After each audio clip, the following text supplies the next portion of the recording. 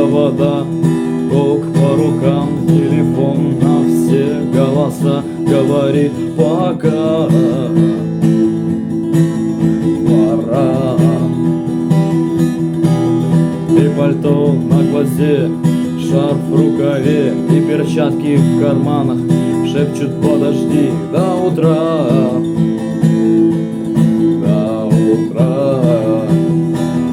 Но странный стук зовет дорогу. Может сердце, может стук в дверь.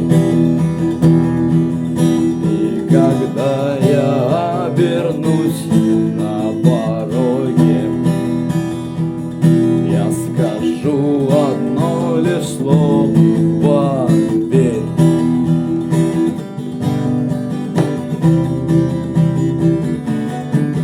И опять на вокзал, и опять к поездам, и опять проводник выдаст белье и чай.